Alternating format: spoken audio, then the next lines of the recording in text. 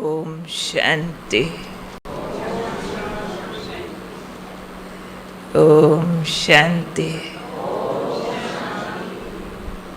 ओम शांति।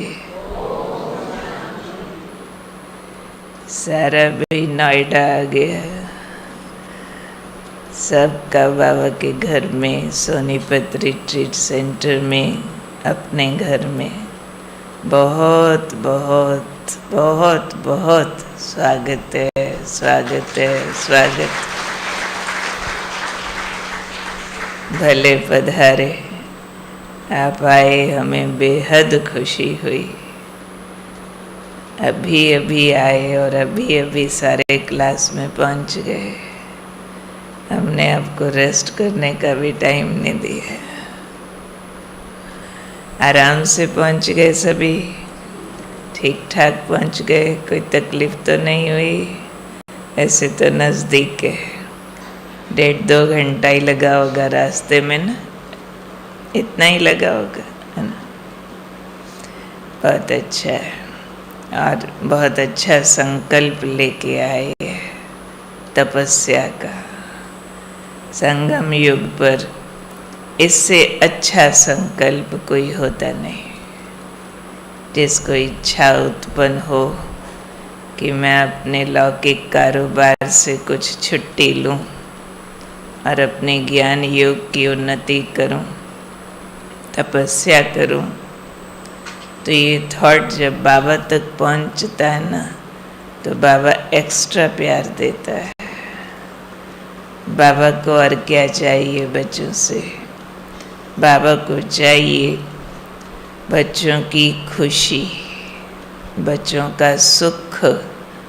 और बाबा को ये मालूम है कि वो सिर्फ और सिर्फ याद से बढ़ता है।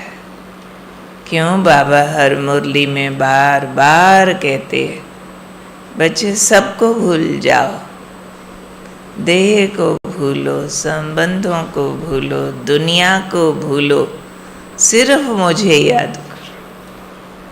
क्योंकि बाबा को ये अच्छी तरह मालूम है कि सुख का सागर तो सिर्फ मैं ही हूँ। बाकी सब तो आपसे कामनाएं करने वाले हैं, उनको आपसे बहुत उम्मीदें हैं।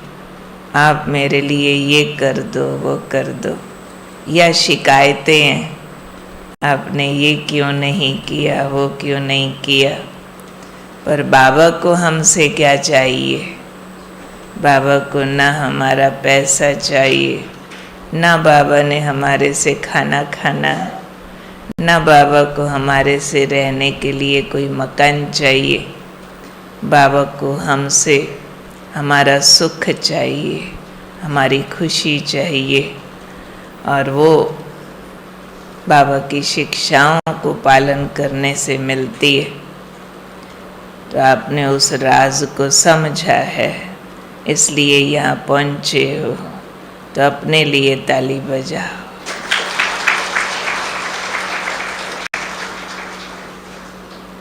थोड़ी देर बाद आप सभी को आदरणीय प्रेम दीदी जी, आदरणीय लक्ष्मी दीदी जी भी मिलेंगे, आप सबका स्वागत करेंगे।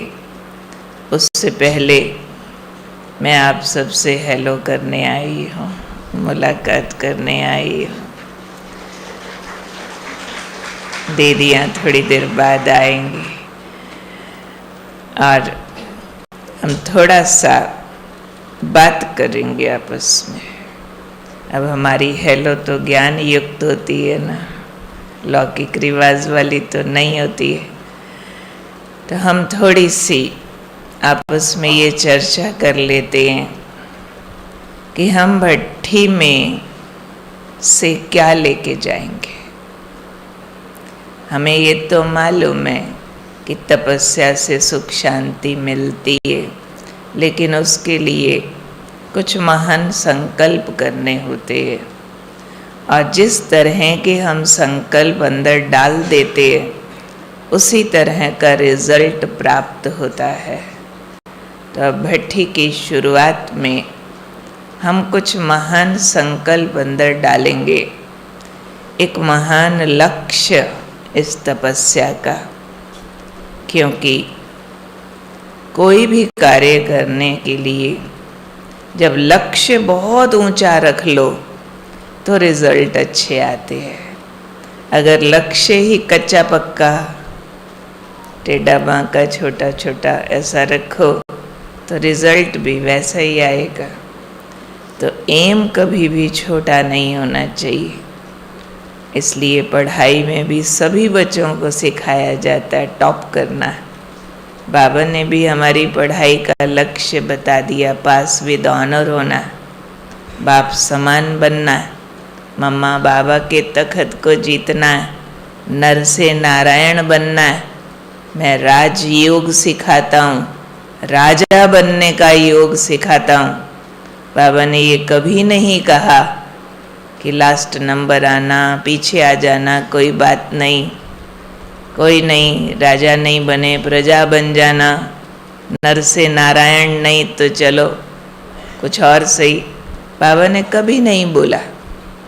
बाबा को ये भी मालूम है सीटें लिमिटेड है, फिर भी नहीं बोलते। और ही बाबा कहते आप तैयार हो जाओ, माला चाहे 108 की है, परंतु मैं कई लड़ियां लगा दूंगा, आपका नंबर आ जाएगा, आप नंबर लेने वाले बनो।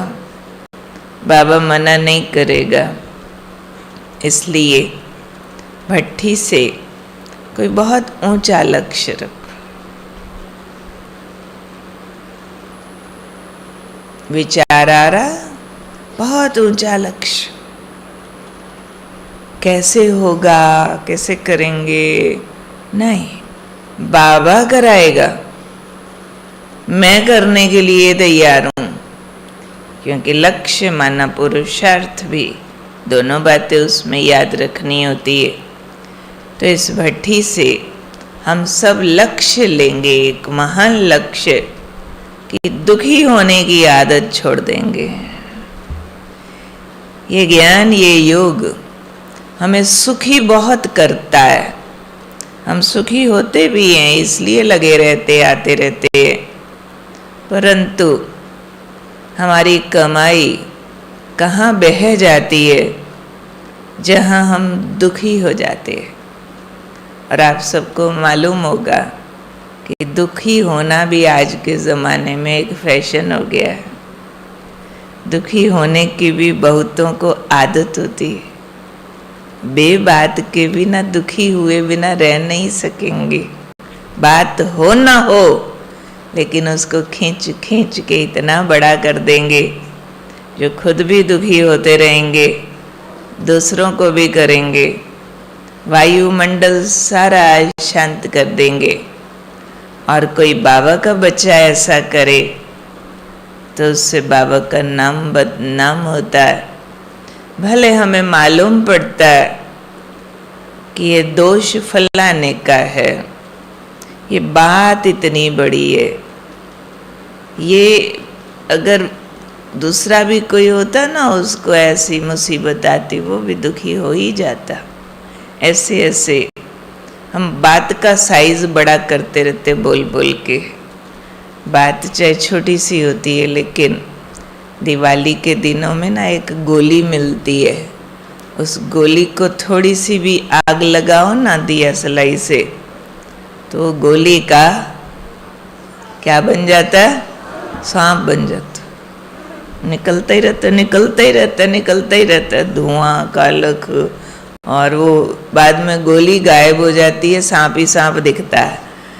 तो ऐसे ही कईयों को आदत होती है, कोई भी बात पकड़ के उसका कारण सुना के दोष दे के दुखी होते रहेंगे। फिर उनको मुरली के पॉइंट सुनाओ ना, कहेंगे हाँ बाबा तो कहता है, पर तुम इतने खराब हो, बात इतनी खराब है, उस बात को नहीं पकड़ेंगे। परंतु हमें अब लक्ष्य रखना होगा कि अब हमने बातों को बड़ा नहीं बनाना है, बाप को बड़ा रखना है हमेशा। हमारा एक बड़ा प्यारा गीत भी है जो बहुत प्रसिद्ध हुआ है दुनिया में, ये मत कहो खुदा से मेरी मुश्किलें बड़ी हैं, ये मुश्किलों से कह दो मेरा खुदा बड़ा है, कह देंगे मुश्किलों से। देखो, अज्ञानी लोग हमारे इस गीत से सीख रहे हैं।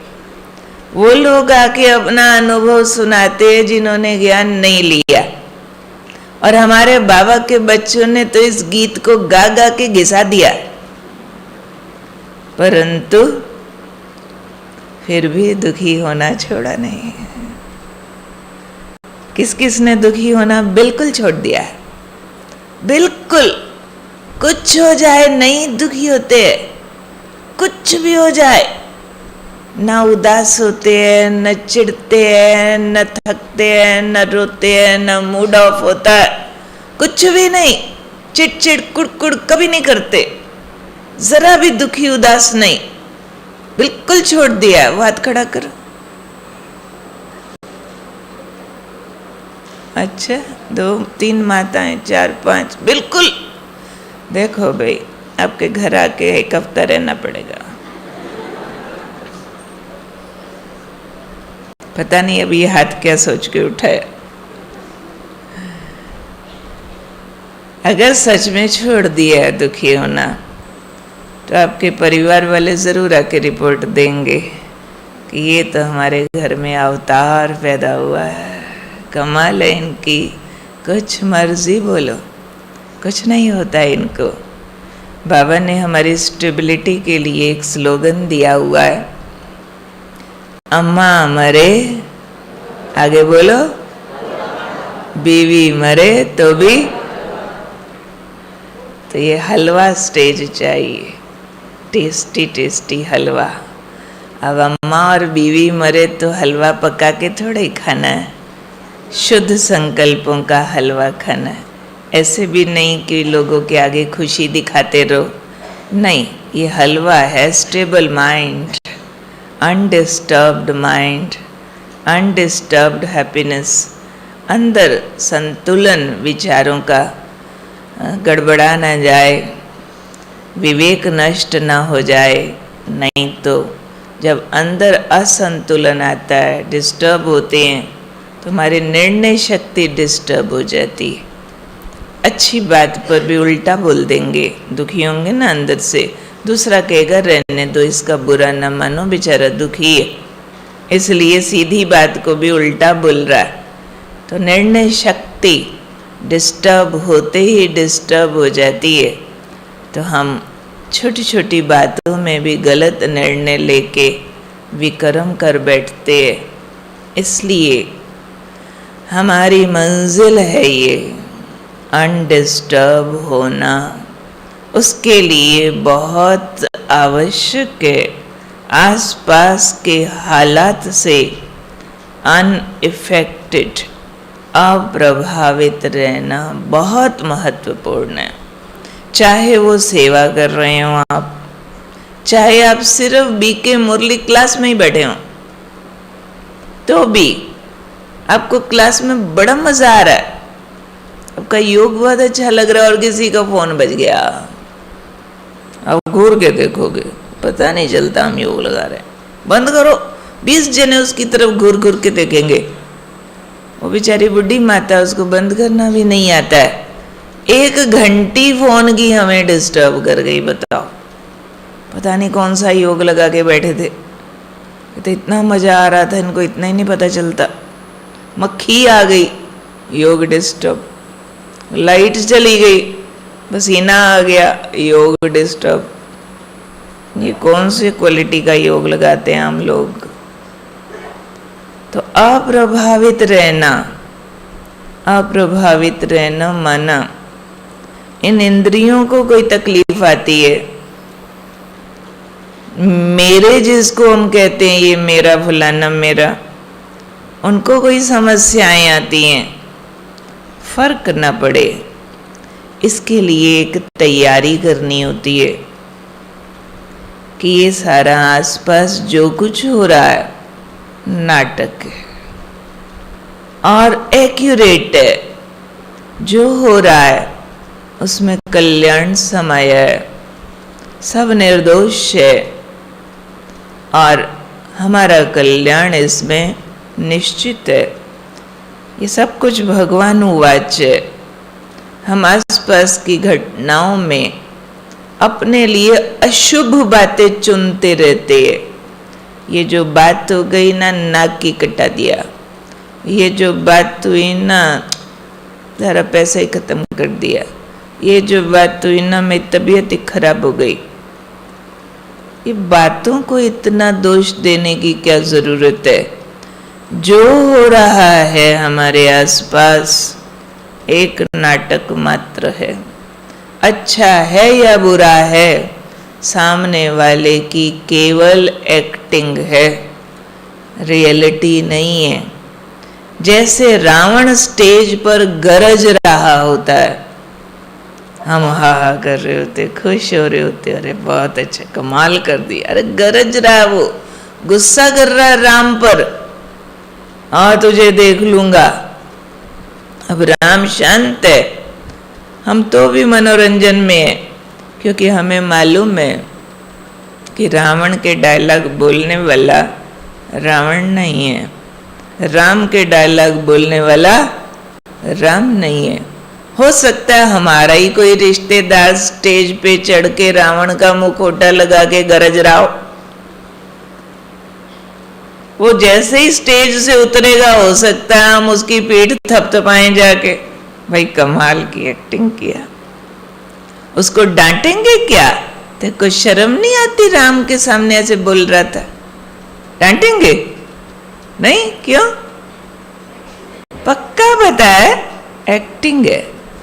जब ये रामायण बनी ना, रामायण सीरियल बहुत प्रसिद्ध हुआ था पूरे भारत में, रामानंद सागर ने बनाया था।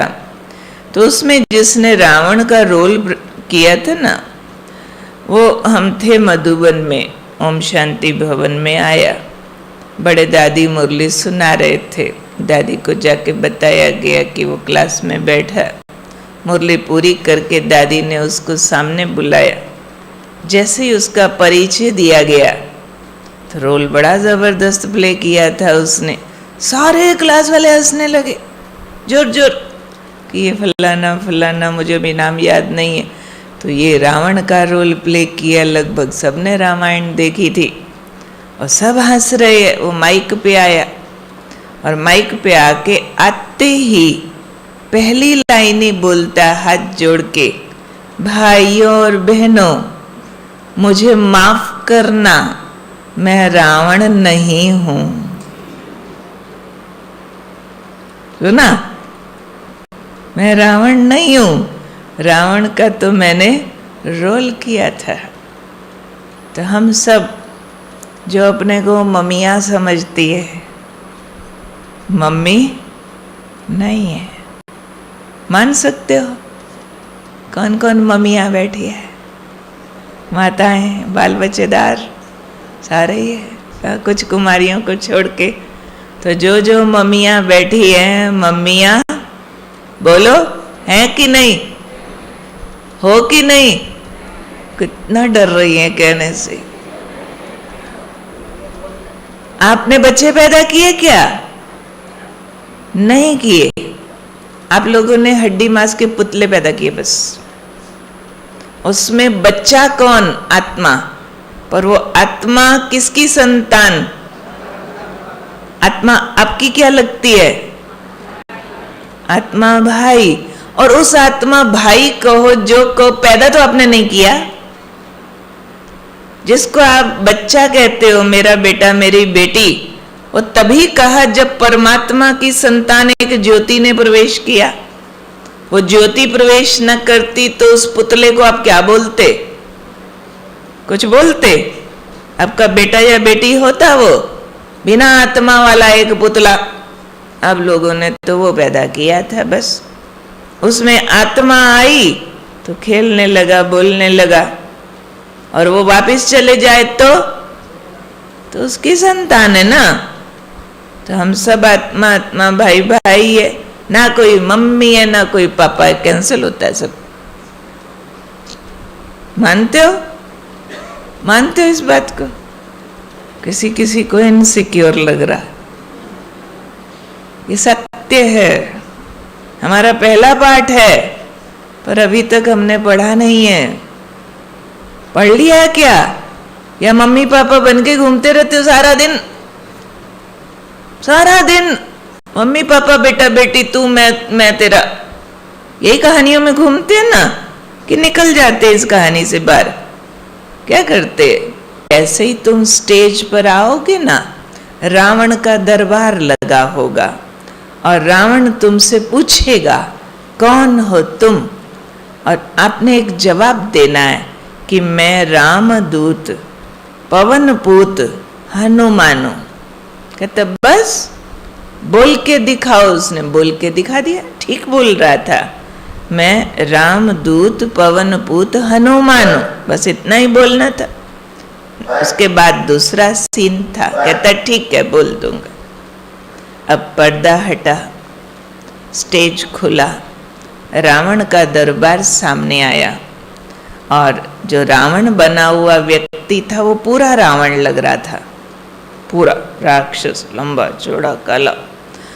और जैसे ही वो स्टेज पर आया हनुमान बना हुआ, तो रावण जो बना हुआ था उसके आगे तो माइक था और वो था भी ऐसे बोलने में रोब वाला। वो चिल्लाकर बोला माइक पर, कौन हो तुम? तो उसको तो अपनी एक्टिंग में बोलना था, तो ये एकदम घबरा गया।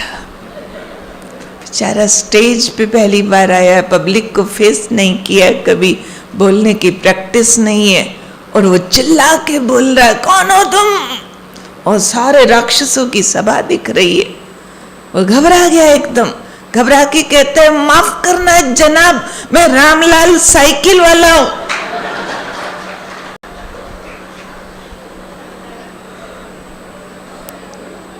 इतना रटाया था, फिर क्या हुआ? गड़बड़ क्यों किया? हम लोगों को भी रोज रटाया जाता है, आत्मा हो शरीर नहीं हो, तुम मम्मी नहीं हो, तुम पापा नहीं हो, मम्मी पापा एक्टिंग है। घर जाते कहते बेटा इधर आ, पढ़ा कि नहीं पढ़ा? मैं तेरी माँ बोल रही हूँ, सुनता कि नहीं सुनता? आजकल बच्चे मम्मियों की सुनते ही नहीं, सारे मम्मियों के घूमते रहते, सारे पापाओं के घूमते रहते। फिर मुरली में अगले दिन पूछो कल बाबा ने क्या कहा था? बाबा कहते ये शरीर वस्त्र है, आत्मा इसको धारण करके एक्टिंग कर रही है।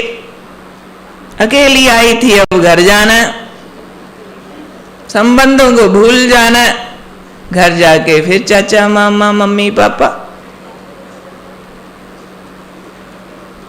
करते हैं कि नहीं? ऐसे रोज करते हैं, रोज सुनते हैं। वही काम उसने किया हनुमान ने। अब हनुमान को रटाया तो गया था कि मैं रामदूत पवनपूत हनुमान हूं, रटाया गया था, परंतु उसको रावण के साथ रिहर्सल नहीं कराई गई थी कि एक बार रावण बोले फिर तुम बोल, फिर बोल के दिखाओ, फिर स्टेज पे करके दिखाओ। वो रिहर्सल मिस हो गई थी। ऐसे ही हम सब बैठे बैठे तो प्रैक्टिस कर लेते हैं, आत्मा हूँ, ज्योति बिंदु हूँ, शरीर से अलग हूँ। पूछो कैसा लगा? बहुत मजा आया, बहुत शांति मिली। अच्छा औरों को कमेंट्री कराओगे? जी करा देते हैं, उनको भी मजा आ जाता है। और घर जाते हैं, वहाँ प्रैक्टिस करना भूल जाते हैं। तो हमने ज्ञान तो सुना था बैठे बैठे, लेकिन चलते फिरते खाते पीते कर्म करते अभ्यास नहीं किया था। तो हे अर्जुन अभ्यास कर, ये अभ्यास का सब्जेक्ट है। बिना अभ्यास के ये बातें हाथ में नहीं आती हैं, ऊपर से उड़ जाती हैं। जैसे भीम को अर्जुन ने पूछा, वो रात को अंधेरे में छिप के खाना खा रहा था, भैया आपको अंधेरे में मुंह कैसे दिख जाता है? खाना कैसे दिख जाता है? लाइट भी नहीं है, छिप के अंधेरे में खा रहा है। तो भीम ने जवाब दिया, अर्जुन अभ्यास, अभ्यास अर्जुन अभ्यास। हाथ और मुंह को अभ्यास है एक दूसरे के पास जाने का। हाथ को यहां जाने के लिए कोई टार्च और लाइट नहीं चाहिए। ये जब से पैदा हुआ मुंह में जा रहा है तो उसको रास्ता आता है। अर्जुन को अपने लिए उत्तर मिल गया। उसके अंदर गूंजता रहा पूरी रात, हे अर्जुन अभ्यास अभ्यास अभ्यास। अर्जुन नंबर 1 निशानेबाज बनना चाहता था। अब भीम रात रात जाग जाग के खाता है और अर्जुन रात रात जाग जाग के अभ्यास करता। जो जैसा करता है वैसा रिजल्ट आ जाता है। आज की मुरली में बाबा ने कहा, बच्चे रात को जाग जाग कर भी अभ्यास करो। बच्चे सुनते हैं, फिर रोटी खा के सो जाते हैं। फिर पूछो बाबा ने क्या कहा था, पॉइंट सुना देते हैं। परंतु अभ्यास मोस्ट इम्पॉर्टेंट है। अभ्यास तब ये जो आदत पड़ी हुई है ना दुख ले लेने की, ये आदत छूटती है, नहीं तो नहीं छूटती है। जितना टाइम हम मुरली को देते हैं, प्यार से सुनते हैं, सभी ज्ञान को टाइम देते हैं, पर अभ्यास से बहुत बार हम कटते हैं, भागते हैं, कम टाइम देते हैं उसको। हाँ, आपके लिए भट्ठी प्लान कर दी जाए, ज़रूर प्यार से आते हैं, लेकिन उतने से नहीं चलता है।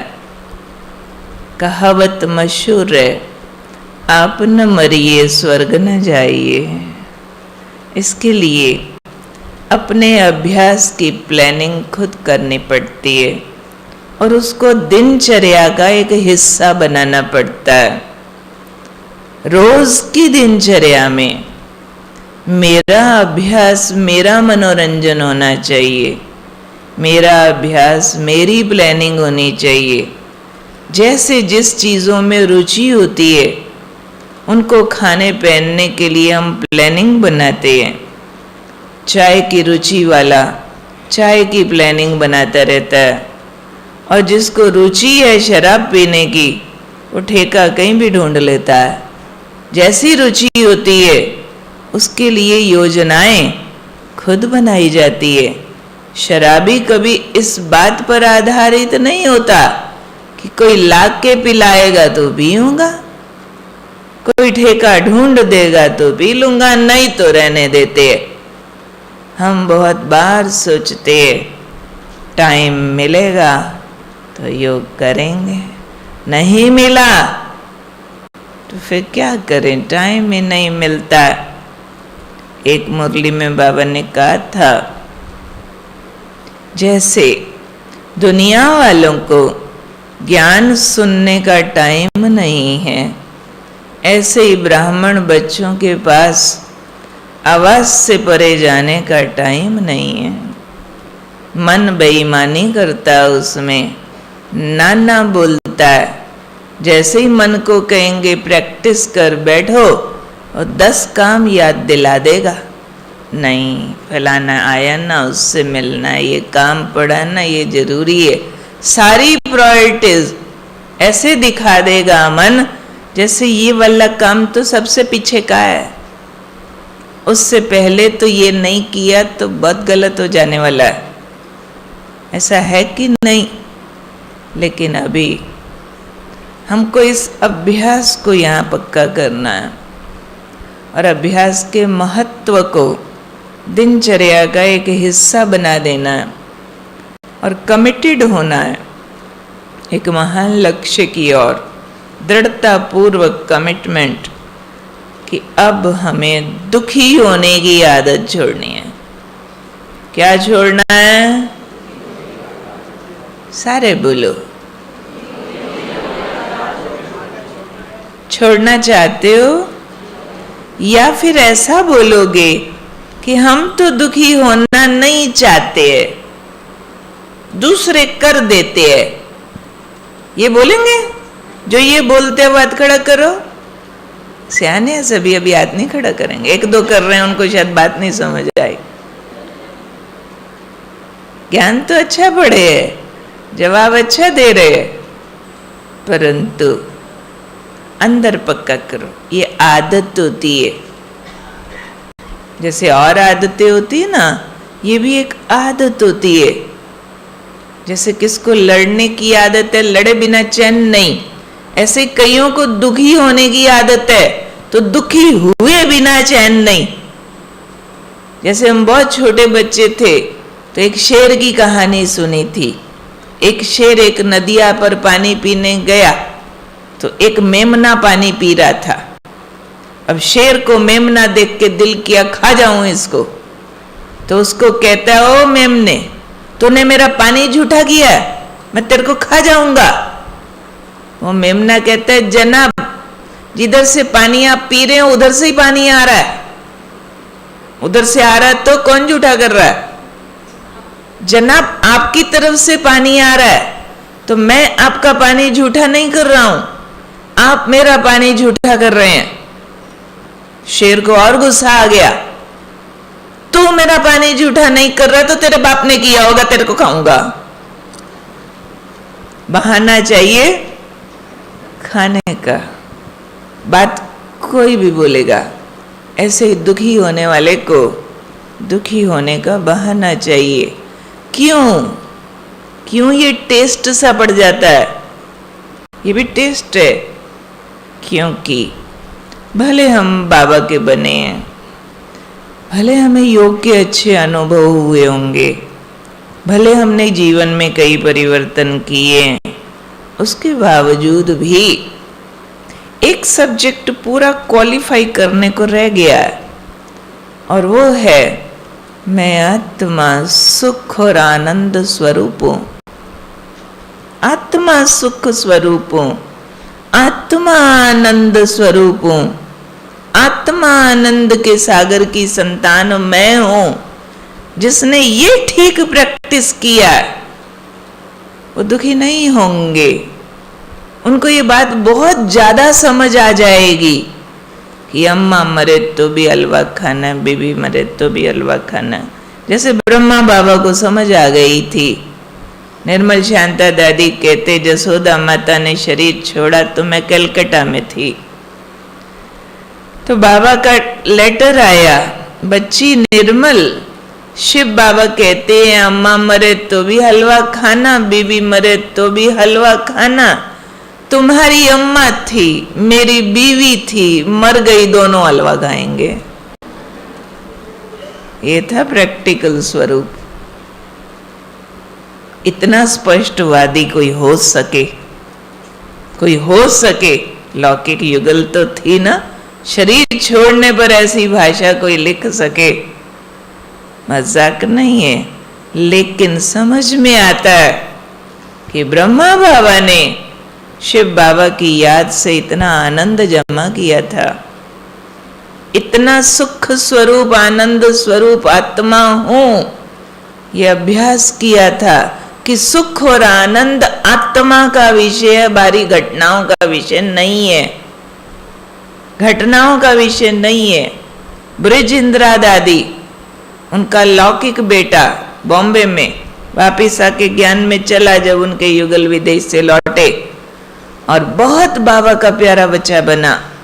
बाबा बाबा बहुत बाबा के प्यार में रहता था, और उसको चिकन पॉक्स हो गया, बहुत ज़्यादा वाला। हॉस्पिटल में एडमिट करना पड़ा। बाबा ने ब्रिज इंदिरा दादी को उनकी सेवा पर रखा, और वो बाबा को याद कर करके रोता था, बाबा से मिलना, बाबा से मिलना। दर्द तकलीफ ज़्यादा नहीं बोलता था। तो बाबा खास उसको हॉस्पिटल में मिलने गए।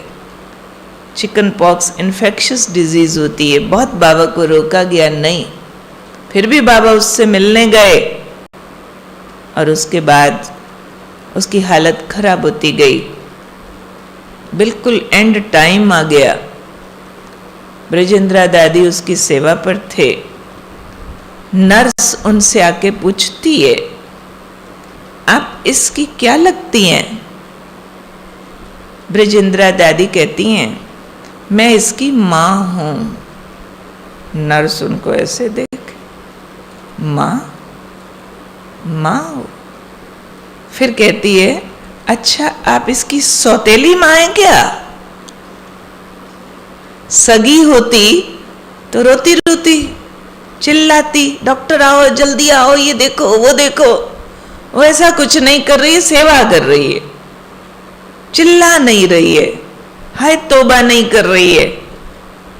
तो नर्स कहती है आप सौतेली माँ लगती हो, क्योंकि सगी होती तो सगी मम्मियां क्या करती है, काम कम करेंगी, चिल्लाएंगी ज्यादा, सेवा सुवा करे या नहीं करे शोर पूरा मचा देगी, रोएंगी पूरा। और उस बच्चे का शरीर पूरा हो गया। ब्रजेंद्रा दादी ने बाबा को पत्र लिखा, बाबा जब इस बच्चे का शरीर पूरा हुआ, पता नहीं बाबा मुझे क्या हुआ, अचानक मेरे दिल में खुशी की लहर दौड़ गई। कौन माँ बोलती है बच्चे की डेथ पर ऐसे?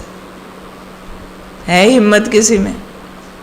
बाबा ने वापस पत्र लिखा, बच्ची वो बच्चा सच्ची कमाई करके गया है, इसलिए उसके जाने पर तुम्हें खुशी का अनुभव हुआ, क्योंकि वो बहुत अच्छी जगह गया है। पर इन राजों को जो समझ जाए, इन महान विभूतियां जो हमारे महारथी हैं, इससे समझ में आता है कि उन्होंने अभ्यास सच्चाई से किए, ईमानदारी से किए और रियल ट्रुथ को पकड़ा है। रियल ट्रुथ, परम सत्य है कि मैं आत्मा सुख स्वरूप होती हूँ। सुख न खाने में, न देखने में, न मिलने में, न पहनने में है तो मोमेंट्री, आएगा भी चला जाएगा।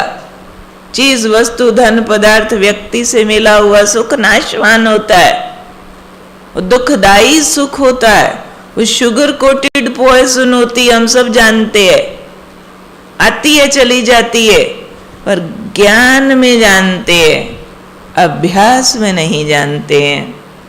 उसका अभ्यास करना होता है कि आत्मा स्वरूप में स्थित होने पर कितना सुख का अनुभव होता। आहा, आत्मा होके शरीर भूल के इतना मजा आ रहा है, इतना सुख मिल रहा, इतना सुख मिल रहा, बस शरीर को भूल जाना है। अकेला बिंदु, बिंदु आया परम धाम से, परम धाम में हो। आहा, ओह आनंद, आनंद स्वरूप आत्मा। ये नहीं कि अभी बोला आत्मा में सुख आनंद होता, अभी पता चले गोलगप्पा बना, सारे जीव वाले आनंद की तरफ दौड़ पड़ेंगे। खाना मना नहीं है, पर मालूम होना चाहिए जीव से आनंद अधिक आत्मा ले रही। मुंह के नजदीक आते तक छोड़ना पड़ गया, फर्क ही नहीं पड़ा। ये थोड़े गाना गाते रहेंगे, मुझे गोलगप्पा ही नहीं मिला, सबको मिला था वहां पे, मेरा तो रह गया। चेक करना पड़ेगा। अभी तक भी इंद्रियों के रस ज्यादा सुख और आनंद देते हैं।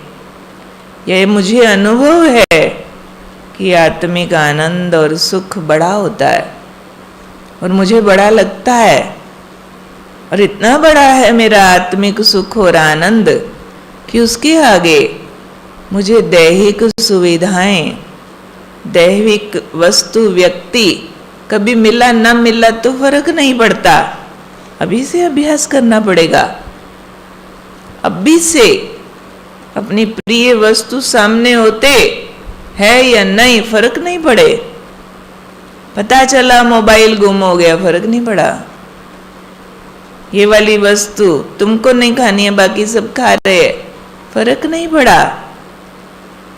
दादी प्रकाश मणि को काफी बड़ी आयु थी तब, कोई बात के कारण डॉक्टर ने बोला आपको चाय नहीं पीना है। ओके, दादी ने चाय छोड़ दिया। रोज सुबह क्लास में आने से पहले भी चाय लेके आते थे। काफ़ी टाइम बाद हो गया चाय छोड़े। दादी ने अपना अनुभव सुनाया। दादी से पूछा किसी ने, दादी आपको याद नहीं आती चाय पीऊँ? क्योंकि ये तो एडिक्शन हो जाता है, रिमाइंडर लग जाता है, उस टाइम पे चाहिए ही चाहिए। दादी कहती जिस दिन से चाय छोड़िए एक बार भी याद नहीं आया, एक बार भी याद नहीं आया कि मुझे चाय पीनी है। परंतु ज्ञान के ठीक मंथन से, ठीक आत्मस्वरूप में टिकने से, ठीक बाबा से मिलन मनाने से ये रिजल्ट आते हैं। पर इस रिजल्ट को टारगेट करना पड़ता है, लक्ष्य निर्धारित करना पड़ता है कि मुझे ये रिजल्ट निकालना ही है। कर्म इंद्रियों के सुख और आनंद से ऊपर मेरा रूहानी सुख और आनंद है, और रिजल्ट निकालना कदम कदम, कदम कदम ये इंद्रियां, ये माया आपको दुख देने के लिए रेडी बैठी है। हर कदम, कभी सर्दी गर्मी के रूप में, कभी भूख प्यास के रूप में, कभी बीमारियों के रूप में, कभी खुजली आ गई, कभी खांसी आ गई, कभी जुकाम आ गया, कभी आंख को कान को कुछ हो गया, कभी रिश्तेदार चूचा करते, कभी पैसा ऊपर नीचे होता है, कभी मान इज्जत ऊपर नीचे होता ही रहना है। ये सब कुछ ठीक होने वाला है क्या? होने वाला है। सकल पदार्थ है जग माही, कर्महीन नर पावत नाई। सब कुछ होते सबको सब कुछ मिलने वाला नहीं है, तो हम इस इंतजार में न रहें। कईयों ने योग के रिजल्ट अपने तरीके से तय किए हुए हैं कि मैं ऐसा योग लगाऊं मेरे फलाने हालात बदल जाएं, ऐसा योग लगाऊं फलाने रिश्तेदार का ये काम बन जाए, बेटे का ये वाला डिग्री हो जाए, बेटी को अच्छा रिश्ता मिल जाए, बीमारी ठीक हो जाए, ये हो जाए, वो हो जाए। उसको लक्ष्य रख के हम लोग योग करते हैं। बहुत बार सब करते होंगे, और जिस लक्ष्य को लेकर योग करते हैं ज्यादातर वो लक्ष्य पूरा होता है कि नहीं होता? जवाब दो। ज्यादातर पूरा हो जाता। जिस लक्ष्य को लेकर करते, ये हो जाए, वो हो जाए, वो हो जाए, वो हो जाए। क्या समझेंगे इससे? हमारा योग बिल्कुल ठीक है, हम बहुत अच्छे योगी हैं। आज एक समस्या के लिए 40 दिन योग। बाबा रूम में बोतल रख के आए और घर जाके किसी ने छिड़का, किसी ने पिया, किसी ने पिलाया, काम बन गए। ये था वो था, ठीक हो गया सब। तो भक्ति मार्ग में हम क्या करते थे? यही कुछ नहीं कर रहे थे। कोई समस्या, कोई परिस्थिति, फलाना बाबा, फलाना पीर, फलाना पैगंबर, ये ताबीज, ये टोटका, ये फलाना, और काम हमारे तब भी बन जाया करते थे। नहीं बनते थे क्या? बनते थे। बड़ी सुख ना सुखते थे। 16 शुक्रवार, 16 सोमवार, ये हो जाए तो वैष्णो देवी, वो हो जाए तो अमरनाथ, वो काम होते थे। हम फिर छतर छुतर चढ़ाए आते थे, चढ़ावे चढ़ाए आते थे। तो भक्ति मार्ग और ज्ञान मार्ग में कोई अंतर नहीं है ना? इस राजयोग में और भक्ति में कोई अंतर नहीं है ना? अपने वहां एक बहन आती है, ज्ञान में आई, उससे पहले से ही ब्रेन की कोई तकलीफ थी। धीरे धीरे इलाज चलता रहा, तकलीफ अपना काम करती रही। करते करते एक टाइम ऐसा आया, पीजीआई में एडमिट होना पड़ा, और डॉक्टर्स की बड़ी टीम न्यूरोलॉजिस्ट की उनके ऊपर काम करने लगी। एक उनका टेस्ट हो रहा था, कुछ स्कैन कर रहे थे ब्रेन को, और स्कैन करते करते सारे डॉक्टर्स रुक गए, देखो देखो देखो देखो देखो देखो इसकी, क्लिनिकली शी वॉज डेड। उसके ब्रेन का सारा जो सीन था उस हिसाब से वो डेड होनी चाहिए, जिंदा नहीं होनी चाहिए, परंतु उसकी कुछ नई आर्टरीज बन गई थी, पहले वाली ब्लॉक थी, मौत डिक्लेयर थी उसकी, और वो नई आर्टरीज ने अपना रास्ता निकाल के सर्कुलेशन दे दिया था सभी अंगों को। ये उनके रिकॉर्ड्स में पहले कहीं नहीं था कि इस तरह कहीं नई आर्टरीज बन जाएंगी और इस तरह से वो काम चलता रहेगा। पीजीआई में उनका टेस्ट चल रहा था और उन्होंने कहा हम आप पर रिसर्च करेंगे। आप क्या करते हैं? उन्होंने बताया मेडिटेशन करती हूँ, ऐसे करती हूँ, वैसे करती हूँ। तो उन्होंने उस पर रिसर्च किया। उस बहन ने हमको सुनाया, बड़ी आयु की थी, मैं और कहीं कहीं क्लास फ्लास कराती थी। तो हमने उनसे पूछा जहाँ आप क्लास कराने जाते हो वहाँ आपने सबको ये अनुभव सुनाया? इतना अच्छा अनुभव 10-15 साल पहले की बात है। तो कहने लगी नहीं दीदी, सुनाया भी नहीं है और सुनाऊंगी भी नहीं। उनका क्या हुआ, लोगों को प्रेरणा मिलेगी? कहते नहीं दीदी, हमारा राजयोग बदनाम हो जाएगा। राजयोग क्यों इससे बदनाम होने वाला? कहते लोग फिर सिर्फ अपनी बीमारियां ठीक कराने के लिए हमारे पास आएंगे कि हम बीमार है, हमारा फलाना बीमार है, हम मेडिटेशन सीखे और उससे बीमारियां ठीक हो जाएंगी। मैंने उसको टटोलने के लिए पूछा, अगर बीमारियां ठीक कराने के लिए आएंगे तो भी क्या गलत है? आएंगे और ठीक हो जाएंगे तो अच्छी बात है ना, इसमें राजयोग कहाँ बदनाम होता है? तो वो हंस पड़ी। कहते दीदी शायद आप मेरा टेस्ट ले रहे हो।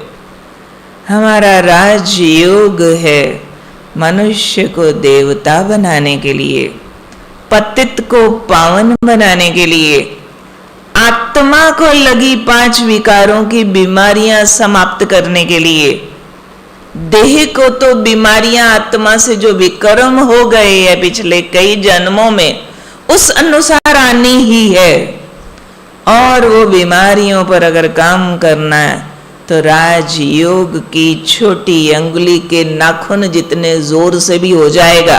अब जरा सा भी जोर नहीं लगा उस बीमारी को ठीक करने के लिए, केवल चिंतन ठीक करो, अभ्यास ठीक करो। जैसे चावल के साथ जीरी तो फ्री आ जाती है, गेहूं के साथ भूसी तो यूं ही मिल जाती है। कहते ये बीमारियां ठीक होना वगैरह वगैरह वगैरह समस्याएं, ये तो राजयोग की भूसी प्राप्त होती है, उसका बाय प्रोडक्ट है। मेन प्रोडक्ट तो है राजयोग, हमें नर से नारायण बनाता है, पतित से पावन बनाता है, नष्टो मोहा बनाता है, दुनिया से वैराग दिलाता है, ना कि दुनिया के काम ठीक करा के हमें दुनिया से ज्यादा अटैच कराता है। हम बाय प्रोडक्ट पे राजी हो रहे हैं, छिलकों पे राजी हो रहे हैं, केला फेंक रहे हैं, छिलका खा रहे हैं। आज 40 दिन ये वाला, 40 दिन ये वाला, चलिए तो हमने पहले भी बहुत रखे, काम तो हो जाएंगे। भगवान रिश्तेदार कब बनेगा? तेरे लिए दुनिया भूल जाऊं ये कब होगा? तू मिला सब कुछ, मिला कुछ और चाहिए नहीं, ये कब होगा? पाना था सो पा लिया, अब काम क्या बाकी रहा? ये गाना कब गाएंगे? ये गाने तो छूट जाएंगे फिर तो कहेंगे नहीं बाबा आप मेरे सारे काम करते हो, मेरे काम अलग बाबा अलग। फिर बाबा पराया, मेरे और मेरे काम अलग। नहीं, मेरे काम सो बाबा के काम ना, मेरा घर सो बाबा का, मेरे बच्चे सो बाबा के। मेरा तो एक बाबा, बाकी सब कुछ बाबा का है। कराना तो कराओ, नहीं कराना तो तेरी मर्जी। कोई बात भोगवानी है, भोग लेंगे तेरे प्यार में। कोई बात सुलटानी है, तेरा शुक्राना गा देंगे। हम अड़ थोड़े ही जाएंगे, नहीं बाबा बीमारी आई है, क्यों आई है? मेरे बच्चे छोटे, पहले मेरे को ठीक करो, ठीक करो, ठीक करो, ठीक करो। अब बच्चे तेरे हैं ना, बाबा के तो नहीं है ना। बाबा जाने, बाबा आपका शरीर है, आपका तन है, तेरा बहाना मीठा लगे, जैसे चाहो चलाओ, तन तेरी अमानत, तो एप्रोप्रिएट विधि से तब भी ठीक हो जाएगा। हीलिंग आप ही फास्ट हो जाएगी। सरेंडरनेस में और ज्यादा पावर है, बहुत ज्यादा पावर, बहुत ज्यादा। मैं तेरी, जब हुई तेरी तो मेरी सारी चिंताएं लेता है कि नहीं, चिंता हरता है कि नहीं। राजयोग रिश्तेदारी है भगवान से, कोई फरियाद बना थोड़ी है सिर्फ। फिर भी कहती हूं, कोई अगर ऐसे करते हो 40 दिन ये 40 दिन वो, गलत नहीं है, पर उतना ही राजयोग नहीं है, वो गलत भी नहीं है। पर जहां कई बातें बिल्कुल ही ऐसी उल्टी पुल्टी ये बहुत अजब गजब होती है, वहां के लिए तो हम लोग भी सजेस्ट करते भाई थोड़ा योग का प्रयोग स्पेशल करो इस बात के लिए। हर्जा नहीं है, पाप नहीं है, गुनाह नहीं है, पर राजयोग का छोटा हिस्सा है, उतने तक राजी ना हो जाओ ना, ठीक है। ताकत होती है बाय प्रोडक्ट में भी, जीरी से भी तेल निकला करता है, परंतु चावल त्यागने की क्या आवश्यकता है। राजयोग का मूल रूप क्यों त्यागते हैं हम? मूल रूप तो है 5 विकारों को जीतना। बच्चा बहुत मुसीबत में, उसके लिए योग करना ठीक है, परंतु मोह जीतना उससे भी ज्यादा आवश्यक है। बच्चे को साकाश देना गलत नहीं है, पर मोह न जीतना अवश्य गलत है। इस देह के लिए भी अगर हम कोई शुभ चिंतन करते हैं, बिल्कुल स्वस्थ हूं, बिल्कुल स्वस्थ हूं, बीमारी है, नॉट रॉन्ग, बिल्कुल ठीक है, पर देह भूल जाना उससे भी ज्यादा ठीक है। मैं आत्मा हूं, अशरीरी, अकेला सितारा आया था, अकेला वापस जाना है, ठीक है। ये है हमारा भट्टी का लक्ष्य। हम राजयोग के मूल स्वरूप को पकड़ें कि अब हमने टारगेट करो आने वाले 6 महीने में, आने वाले 3 महीने में अपने आप को सब दुखों से मुक्त कर देना। दुखों से मुक्त करना माना हालात परिवर्तन नहीं, वो मेरी परछाई से हो जाएंगे, मेरे योग के छोटे हिस्से से हो जाएंगे। वो टारगेट नहीं है, टारगेट है अनएफेक्टेड। बात जो भी हो, प्रभाव न डाले। जो स्लोगन बाबा देते हैं, अम्मा मरे हलवा खाओ, बीबी मरे हलवा खाओ, बाबा अब शगुन नहीं बोलते हैं कि सच में ये चले जाएं हमारे रिश्तेदार, नो, पर बाबा सद्ज्ञान देते हैं, तैयारी कराते हैं। अब शगुन नहीं है कि इनको कुछ हो ही जाए, नो, है तो भले, कोई बात नहीं है, परंतु ऐसा मन डिटैच हो कि है तो वाह भला, ना है तो भी ऐसा विचलित नहीं होते है, क्योंकि दुनिया उतार चढ़ाव की है। दुनिया में ये सब विघ्न, समस्याएं, हालात परिवर्तन होते रहना, तो तैयारी चाहिए सदा सुखी रहने की, सदा खुश रहने की, अप्रभावित आत्मिक सुख और आनंद, परमात्मिक सुख और आनंद वो अंदर झरता रहे। उसको लक्ष्य करना, हमको टारगेट करना है, ठीक है। स्पष्ट हुई है बात, भट्टी का लक्ष्य क्लियर हुआ है। दुखी होने की आदत छोड़ देनी, छोड़ देंगे। दिल है छोड़ने का या मजा आता है?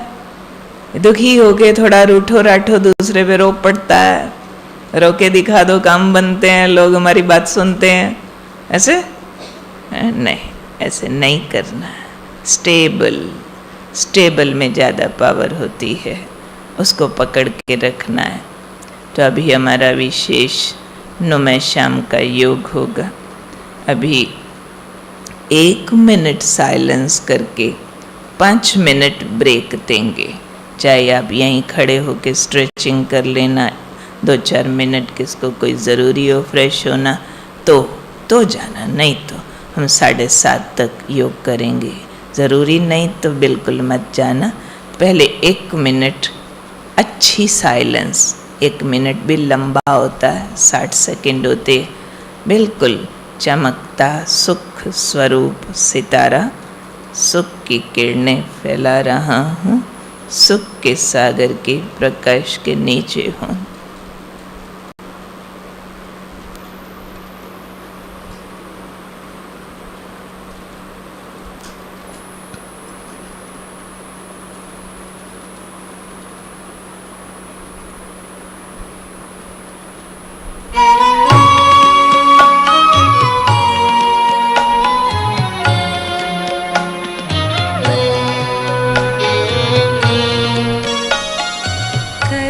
तपस्या